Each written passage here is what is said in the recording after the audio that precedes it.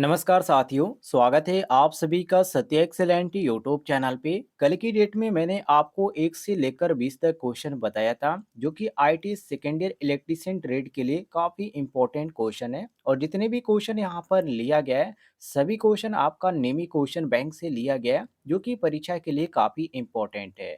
तो चलिए आज का वीडियो स्टार्ट करते हैं। आज का question IT second year electrician trade के छात्रों के लिए। यदि आपने पुरानी वीडियो नहीं देखा है, इस वीडियो के डिस्क्रिप्शन बॉक्स में आपको लिंक मिल जाएगा। वहां से भी आप पिछली वीडियो देख सकते हैं। और साथ में जो पिछले साल के क्वेश्चन पूछे गए थे एग्जाम में, वो भी आप देखना चाहते हैं तो वो भी आप प्लेलिस्ट चेक करके देख सकते हैं, जो कि सीबीटी एग्जाम में पूछा गया था। तो चलिए यहाँ पर क्वेश्चन नंबर 21 से हम शुरू करते हैं। वीडियो को ध्यान से देखिएगा। पहला क्वेश्चन आपके सामने, जिसमें साथियों पूछा जा रहा है कि क्यों एक डीसी जनरेटर के आर्मेचर कोर पटलित है। सबसे पहले आप ध्यान रखिएगा, पटलित का मतलब होता है लेमिनेशन। क्या होता है साथियों? लेमिनेशन। जो कि यहाँ पर इंग्लिश में आप पढ़ेंगे तो साफ तौर पे लिखा गया है, why the armature core of a DC generator is laminated. मतलब कि क्यों एक डीसी जनरेटर के आर्मेचर कोर पटलित है। तो पटलित साथियों मतलब लेमिनेशन को बोला जाता है।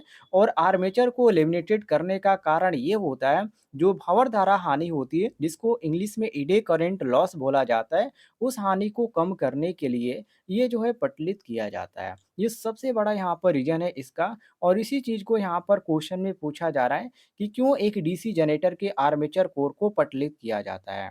तो ऑप्शन में जो यहाँ पर आपको देखने को मिल रहा है, वो यहाँ पर ए ऑप्शन दिया है, ताम्र हानि को कम करें। बी ऑप्शन दिया गया है, घर्षण हानि को कम करें। सी ऑप्शन दिया गया है, हिस्टेरिसिस हानि को कम करें। और डी ऑप्शन यहाँ पर देखिए साफ तौर पे लिखा गया है, भंवर धारा हानि को कम करें। तो यहाँ पर साथियों जो आपका सही हो जाएगा, वो ऑप्शन में आपको डी देखने को मिल रहा है। डी ऑप्शन आपका करेक्ट आंसर हो जाएगा। साथियों, यदि आपको किसी भी क्वेश्चन में किसी प्रकार की दिक्कत हो, या आप चाहते हैं कि सर ये मुझे ये क्वेश्चन समझ में नहीं आ रहा है, आप दोबारा इसको बता दीजिए, तो कमेंट में आप ज़रूर बताइएगा। अगली वीडियो यहाँ पर आपको वही देखने को मिलेंगी। और उसमें आपको उस क्वेश्चन को जो भी आपको गलतफ़हमी होगी या जो भी कन्फ्यूजन होगा, आपको बताकर यहाँ पर अच्छे तरह से समझा दिया जाएगा। आगे बढ़ते हैं, अगले क्वेश्चन को देखिए, क्वेश्चन नंबर 22 को, जिसमें पूछा जा रहा है कि डीसी जनरेटर का आर्मेचर प्रतिरोध बहुत कम क्यों है। सबसे पहले आप क्वेश्चन को ध्यान से यहाँ पर पढ़िएगा, उसके बाद आप समझने का प्रयास करें। इसमें पूछा जा रहा है कि डीसी जनरेटर का आर्मेचर प्रतिरोध बहुत कम क्यों है। तो देखिए, आर्मेचर का रेजिस्टेंस जो होता है लगभग साथियों कितना होता है? 1 होता है। मतलब कि आरए बराबर कितना होता है? 1 होता है। और सीरीज फील्ड का जो प्रतिरोध होता है साथियों, वो कितना होता है? 10 होता है। 10 का मतलब यहाँ पर जो आरएक्स का मान होता है वो कितना हो जाता है साथियों? 10 हो जाता है। अब साथियों शंट प्रतिरोध की बात करते हैं। तो शंट प्रतिरोध में क्या होता है, इसका जो मान होता है वो 100 से लेकर कितना होता है? 200 तक होता है। तो किस चीज़ की हम बात करें, तो शंट प्रतिरोध की बात करें। और शंट प्रतिरोध को किस चीज़ से इंगित किया जाता है? तो आरएसएच से। किससे साथियों? आरएसएच से। और ये कितना मानते हैं? तो 100 से 200 ओम तक ये इसको माना जाता है, इसको ध्यान रखिएगा। और साथियों, यही यहाँ पर बात करें एक अच्छे जनरेटर की विशेषता की, तो आर्मेचर का प्रतिरोध कम क्यों होता है? सबसे पहले आप यहाँ पर देखिए, क्वेश्चन में पूछा जा रहा है कि आर्मेचर प्रतिरोध बहुत कम क्यों होता है। तो आर्मेचर जो प्रतिरोध होता है वो कम इसलिए रखा जाता है, क्योंकि वोल्टेज का जो मान है वो अधिकतम मिल सके। और वोल्टेज का मान अधिकतम कब मिलेगा? जब यहाँ पर एक सूत्र होता है, जब इसका ईजी बराबर, ध्यान रखिएगा, जब ईजी बराबर वी आई ए प्लस आपका आई ए आर ए, जिसमें जो यहाँ पर आई ए आर ए जो होता है साथियों, ये आपका जो होगा कम होगा, उस समय आपको देखने को मिलेगा वोल्टेज ड्रॉप। और तभी तो वोल्टेज का अधिकतम मान मिलेगा, मतलब कि आर्मेचर वोल्टेज ड्रॉप होगा। तो इसी कारण से आर्मेचर का जो प्रतिरोध होगा वो कम से कम आपको मिलेगा। यहाँ पर आपका जो सही ऑप्शन देखने को मिल रहा है, वो कौन-सा ऑप्शन है? तो ए ऑप्शन दिया गया आर्मेचर धारा कम करें, बी ऑप्शन दिया गया आर्मेचर वोल्टेज ड्रॉप को कम करें, और सी ऑप्शन दिया गया कम वजन के साथ आर्मेचर लगाएं, और डी ऑप्शन दिया गया है आर्मेचर का तापमान कम करें। तो साथियों, यहाँ पर आपका जो सही हो जाता है ऑप्शन नंबर बी सही हो जाता है कि आर्मेचर वोल्टेज ड्रॉप को कम करें। ये आपका जो सही हो जाएगा ऑप्शन नंबर बी बिल्कुल करेक्ट आंसर हो जाएगा। कन्फ्यूजन होगा कोई तो आप बता दीजिएगा। आगे बढ़ते हैं अगले क्वेश्चन को देखिए। अगला क्वेश्चन आपके सामने क्वेश्चन नंबर 23, जिसमें पूछा जा रहा है कि डीसी जनरेटर को घड़ी की दिशा में ही क्यों चलाना चाहिए? वेरी वेरी इंपॉर्टेंट क्वेश्चन है। साथियों देखिए, इसमें होता है अवशिष्ट चुंबकत्व और एक आपका होता है साथियों अवशिष्ट चुंबकत्व, ठीक है?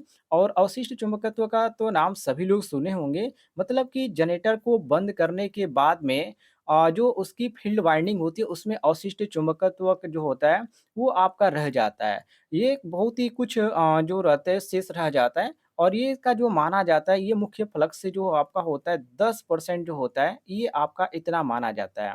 और यदि आप फील्ड वाइंडिंग में धारा की दिशा बदलते हैं, जो कि क्वेश्चन में यही पूछा जा रहा है कि डीसी जनरेटर को घड़ी की दिशा में क्यों बदला जाता है? तो यदि आप फील्ड वाइंडिंग में धारा की दिशा बदलते हैं तभी आपका अवशिष्ट चुंबकत्व समाप्त हो सकता है, या आप घूर्णन की दिशा को भी बदलते हैं तब भी आपका अवशिष्ट चुंबकत्व समाप्त हो सकता है। या एक और भी आपका प्रक्रिया है कि जनरेटर को आप लंबे समय तक काम में यदि नहीं लेते हैं तो भी आपका अवशिष्ट चुंबकत्व समाप्त हो जाएगा। तो कहने का मतलब ये है साथियों कि जो अवशिष्ट चुंबकत्व है सबका खेल यही है कि जो अवशिष्ट चुंबकत्व है ये जो है यहाँ पर समाप्त होता है और इसी कारण जो आपका होता है साथियों ये देखने को मिल जाता है। तो अवशिष्ट चुंबकत्व क्या करता है? अवशिष्ट चुंबकत्व जो है इसकी रक्षा करता है। तो ये आपका जो सही हो जाता है ऑप्शन नंबर डी कि डीसी जनरेटर को घड़ी की दिशा में क्यों चलाना चाहिए? तो अवशिष्ट चुंबकत्व की रक्षा करें। तो ये आपका सही हो जाता है बी ऑप्शन। और एक और यहाँ पर इसकी प्रक्रिया होती है साथियों, जब आपका अवशिष्ट चुंबकत्व समाप्त हो जाता है तो अब इसको वापस लाने की बात करें, तो वापस जो है अवशिष्ट चुंबकत्व डालने के लिए जो होता है एक इसको बोला जाता है फ्लूसिंग फ्लूसिंग क्रिया बोला जाता है, वो अपनाया जाता है। और जो फ्लूसिंग क्रिया होता है साथियों, इसका मतलब होता है कि उसकी फील्ड जो वाइंडिंग होती है उसको किसी डीसी बैटरी के साथ लंबे समय तक जोड़कर इसको जो चुंबकीय चुंबकत्व होता है उसका मान स्थापित करना होता है। मतलब कि अवशिष्ट चुंबकत्व की निर्धारण जो होती है, निर्धारण यानी कि उसकी रक्षा के लिए जनरेटर को क्लॉकवाइज़ चलाना चाहिए। जो कि इसमें यही पूछा जा रहा है कि डीसी जनरेटर को घड़ी की दिशा में मतलब कि क्लॉकवाइज़ ही क्यों चलाना चाहिए? तो इसी कारण चलाया जाता है कि अवशिष्ट चुंबकत्व की जो निर्धारण यानी कि उसकी रक्षा करने के लिए जो जनरेटर को क्लॉकवाइज़ चलाना चाहिए। तो ऑप्शन में आपका जो सही हो जाता है वो ऑप्शन नंबर बी दिया गया है, बिल्कुल करेक्ट आंसर मिला लीजिएगा। आगे बढ़ते हैं अगले क्वेश्चन को देखिए, क्वेश्चन नंबर 24 को। साथियों ये जो जानकारी मैं आपको दे रहा हूँ, ये मोबाइल के द्वारा मैं पढ़ा रहा हूँ इसलिए यहाँ पे स्क्रीन पे थोड़ी-सी लिखने में दिक्कत होती है, आप समझ सकते हैं। थोड़ा-सा यहाँ पर बड़ा स्क्रीन होता तो अच्छे से मैं आपको समझा पाता बिल्कुल यहाँ पर चित्र बनाकर। चलिए क्वेश्चन नंबर 24 को देखते हैं, जिसमें पूछा जा रहा है कि बड़े डीसी जनरेटर में घुमावदार क्षतिपूर्ति क्यों प्रदान की जाती है या क्यों प्रदान की जाती है? वेरी वेरी इंपॉर्टेंट क्वेश्चन है। देखिए साथियों कंपनसेटिंग वाइंडिंग की बात कर रहे हैं, तो कंपनसेटिंग वाइंडिंग को दोस्तों प्रतिकारी कुंडलन के नाम से भी जानते हैं। ये तो आपका कन्फर्म हो गया। अब देखिए, ये जो आपका होता है आर्मेचर रिएक्शन और आर्मेचर रिएक्शन के चुंबकन प्रभाव को समाप्त करने के लिए ये बनाई जाती है। तो हम कह सकते हैं कि आर्मेचर प्रतिक्रिया के बेअसर करने के लिए ये आपका होता है। और यहाँ पर आपका कौन-सा ऑप्शन दिया गया अधिक लोड क कनेक्ट करें, ए ऑप्शन दिया गया कम्यूटेशन प्रभाव को कम करें, बी ऑप्शन दिया गया है। तो ये आपका साथियों यहाँ पर बी ऑप्शन भी गलत हो जाएगा। ऑप्शन नंबर यहाँ पर दिया गया सी। देखिए यहाँ पर सी दिया गया है कि आर्मेचर प्रतिक्रिया को प्रभाव को बेअसर करें।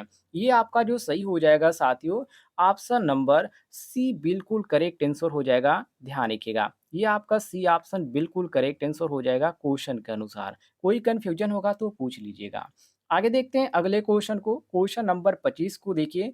इसमें पूछा जा रहा है कि डीसी जनरेटर के वोल्टेज का निर्माण करने में विफल होने का क्या कारण है? वेरी वेरी इंपॉर्टेंट क्वेश्चन है। साथियों डीसी जनरेटर में वोल्टेज निर्माण होने के कारण सबसे पहले आप ध्यान रखिएगा, पहला इसका जो होता है वो आपको पहला ये देखने को मिलता है कि डीसी जनरेटर की जो चाल होती है वो क्रांतिक चाल से नीचे हो तो वोल्टेज आपका नहीं बनेगा। पहला आप इसको ध्यान रखिएगा, कब? जब डीसी जनरेटर की चाल क्रांतिक चाल से नीचे हो तो वोल्टेज नहीं बनेगा। दूसरी बात, डीसी जनरेटर की जो फील्ड वाइंडिंग है उसका प्रतिरोध यदि क्रांतिक प्रतिरोध से ज़्यादा हो तब भी वोल्टेज आपका पैदा नहीं होगा। तो ये आपकी 2 हो गई। अब एक और यहाँ पर चीज़ ध्यान रखिएगा। तीसरा जो इसमें आपको देखने को मिलता है, यदि फील्ड वाइंडिंग में फ्लक्स का मान 0 हो तो भी वोल्टेज आपका पैदा नहीं होगा। तो इस तरह इसकी 3 प्रक्रियाएँ देखने को मिल जाती है। अब यहाँ पर देखते हैं ऑप्शन में हमारा कौन-सा ऑप्शन मैच कर रहा है। तो ए ऑप्शन यहाँ पर दिया गया है कि ढीले ब्रश संयोजन, बी ऑप्शन दिया गया आर्मेचर प्रतिरोध अधिक है और सी ऑप्शन दिया गया कि फील्ड प्रतिरोध क्रांतिक प्रतिरोध से ऊपर है और डी ऑप्शन दिया गया कि प्राइम मूवर रेटेड गति से ऊपर है। तो इसमें हमारा कौन-सा मैच कर रहा है? तो ऑप्शन नंबर सी मैच कर रहा है। कौन-सा ऑप्शन? C option. तो सी ऑप्शन साथियों हमारा क्वेश्चन के अनुसार बिल्कुल करेक्ट आंसर हो जाएगा, कोई भी कन्फ्यूजन नहीं होना चाहिए। आगे बढ़ते हैं अगले क्वेश्चन को देखिए, क्वेश्चन नंबर 26 को, जिसमें साथियों क्वेश्चन नंबर 26 में पूछा जा रहा है कि जनरेटर का नाम क्या है यदि इसका क्षेत्र आर्मेचर के समानांतर जुड़ा हुआ है? वेरी वेरी इंपॉर्टेंट क्वेश्चन है। साथियों देखिए, इसमें आपका हो जाता है श्रेणी हो जाता है क्योंकि आप सभी को मालूम है कि शंट जनरेटर कहाँ जो होता है उसको शंट जनरेटर बोला जाता है और शंट जनरेटर की विशेषता यही होती है कि ये नो लोड से लेकर फुल लोड तक अपने टर्मिनल वोल्टेज को स्थिर रखता है। मतलब कि इसका उपयोग बैटरी चार्जिंग विद्युत रंजन के अंदर कम से कम यहाँ पर लिया जाता है काम में। और यहाँ पर जो आपका सही हो जाता है ऑप्शन नंबर ए बिल्कुल करेक्ट आंसर हो जाता है शंट जनरेटर। क्वेश्चन ये आप देखकर समझ सकते हैं जनरेटर का नाम क्या है यदि इसका क्षेत्र आर्मेचर के समानांतर में जुड़ा हुआ है। तो समानांतर का मतलब ये आपका शंट ही होगा जो कि यहाँ पर समानांतर में जुड़ा होता है। और ये इसकी बात करें काम लेने की तो इसका जो उपयोग होता है ज़्यादातर बैटरी चार्जिंग विद्युत रंजन के अंदर इसको काम में लिया जाता है। ऑप्शन नंबर ए आपका करेक्ट आंसर हो जाएगा। आगे बढ़ते हैं अगले क्वेश्चन को देखिए साथियों, क्वेश्चन नंबर 27 को, जिसमें पूछा जा रहा है कि डीसी जनरेटर में पोल शू का उद्देश्य क्या है? वेरी वेरी इंपॉर्टेंट क्वेश्चन है साथियों। देखिए, पोल शू का काम क्या होता है? वाइंडिंग को मजबूती प्रदान करना। क्या करना साथियों? वाइंडिंग को मजबूती प्रदान करना और वाइंडिंग स्थिर ध्रुवता का फ्लक्स बनाएगा। ये भी आपका सही हो जाता है। अब यहाँ पर ऑप्शन में देखिए हमारा कौन सा ऑप्शन मैच कर रहा है। जैसे कि ए ऑप्शन दिया गया कि एयर गैप को कम करें, बी ऑप्शन दिया गया कि क्षेत्र की ताकत बढ़ाएं और सी ऑप्शन दिया गया चुंबकीय हानियों को कम करें और डी ऑप्शन दिया गया है कि एयर गैप को समान रूप से फ्लक्स फैलाएं। तो साथियों यहाँ पर आपका जो सही हो जाएगा ऑप्शन नंबर डी सही हो जाएगा। एयर गैप के समान रूप से फ्लक्स को फैलाए, जो कि मैंने आपको बताया था कि वाइंडिंग का स्थिर ध्रुवता और फ्लक्स बनाएगा। तो उसी चीज को यहाँ पर दिया गया ऑप्शन नंबर डी में। डी ऑप्शन आपका बिल्कुल करेक्ट है। और सबसे बड़ी बात इसका पोल शू का ध्यान रखिएगा जो कि काफी इंपॉर्टेंट है, हर बार यहाँ पर परीक्षा में पूछा जाता है मजबूती को लेकर। तो पोल शू का काम होता है वाइंडिंग को मजबूती प्रदान करना। आगे बढ़ते हैं अगले क्वेश्चन को देखिए, क्वेश्चन नंबर 28 को, जिसमें साथियों क्वेश्चन नंबर 28 में पूछा जा रहा है कि डीसी जनरेटर में स्प्लिट रिंग का क्या कार्य है? जो यहाँ पर स्प्लिट होता है, देखिए यहाँ पर एक होता है साथियों स्प्लिट होता है, ठीक है? एक आपका होता है स्प्लिट, जो कि यहाँ पर लिखा गया है। आप देखिए स्प्लिट होता है और एक आपका होता है स्लिप रिंग होता है। तो स्लिप रिंग जो होता है साथियों ये आपका अलग होता है और जो स्प्लिट होता है वो आपका अलग होता है। अब जो स्प्लिट होता है साथियों इसको ध्यान रखिएगा, ये जो होता है एसी को डीसी में बदलता है। और यहाँ पर जो दिया गया स्लिप रिंग ये जो होता है साथियों ये फास्फोरस की बनी होती है। अब यहाँ पर ध्यान रखिएगा, इसमें जो आपका होता है इनका अलग-अलग कार्य होता है। तो सबसे पहले आप इस चीज़ को समझने का प्रयास कीजिएगा, आप इसको स्लिप रिंग ना पढ़ लीजिएगा, ये आपका स्प्लिट है। अब देखिए, जो स्प्लिट होता है वो एसी को डीसी में क्या करता है, यहाँ पर बदलता है। लेकिन जो यहाँ पर होता है साथियों एसी को एसी में और डीसी को जो डीसी में, मतलब कि धारा को एक दिशा में। तो स्प्लिट एसी को डीसी में, लेकिन जो स्लिप रिंग होता है वो एसी को एसी में और डीसी को डीसी में, इसको ध्यान रखिएगा। अब इसमें जो हमारा ऑप्शन में मैच करा है जैसे कि ए ऑप्शन दिए गए निरंतर वोल्टेज बनाए रखें और यहाँ पर दिया गया है बी ऑप्शन धारा को एक दिशा में। मैंने आपको अभी बताया स्प्लिट के बारे में, ये क्या करता है एसी को एसी में और डीसी को डीसी में, मतलब कि एक ही दिशा में ये क्या करता है प्रवाहित करता है।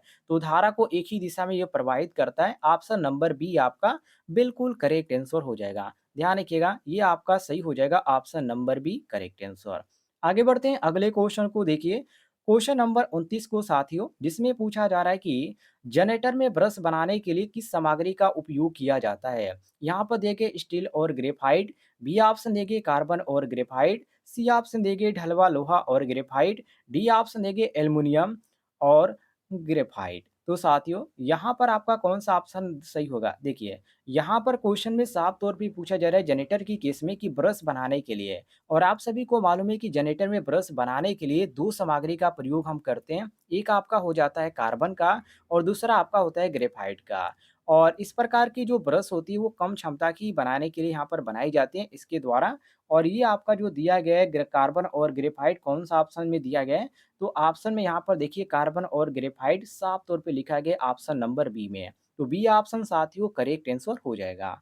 अगले क्वेश्चन की ओर बढ़ते हैं, क्वेश्चन नंबर 30 को देखिए, जिसमें पूछा जा रहा है कि क्यों डीसी जनरेटर अपने अवशिष्ट चुंबकत्व खो देते हैं? वेरी वेरी इंपॉर्टेंट क्वेश्चन है और शायद मैंने आपको पिछली वीडियो में बताया था इसके बारे में। इसका यहाँ पर जो अवशिष्ट चुंबकत्व खोने के बारे में कि ये ऐसा क्या होता है कि ये जो है अपना अवशिष्ट चुंबकत्व खो देता है।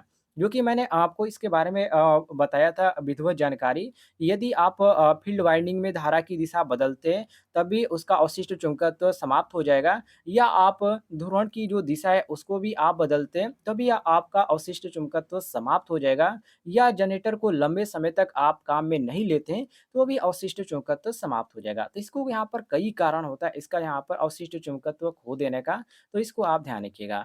बाकी यदि हम क्वेश्चन के अनुसार चलें कि क्यों डीसी जनरेटर को अपने अवशिष्ट चुंबकत्व खो देता है, तो इसका यहाँ पर खोने का कई रीज़न होता है और इसमें मैंने आपको बताया और इसमें हमारा कौन-सा मैच कर रहा है। तो यहाँ पर देखिए रोटेशन की दिशा अक्सर बदलती रहती है, इसके कारण भी क्या करता है ये अवशिष्ट चुंबकत्व खो देता है, ये भी आप ध्यान रखिएगा। ये तो साथियों यहाँ पर मैंने आपको 10 क्वेश्चन कवर किया। वैसे आप मैराथन क्लास चाहते हैं तो कमेंट में ज़रूर बताइएगा। इस पर एक बड़ी क्लास लेकर आएँगे जिसमें 1 या 2 घंटे की क्लास होगी। ऑनलाइन आपको पढ़ाया जाएगा और हर एक क्वेश्चन का जवाब आप देंगे ऑनलाइन। तो कमेंट में ज़रूर बताइएगा ऐसी आपको क्लास चाहिए तो।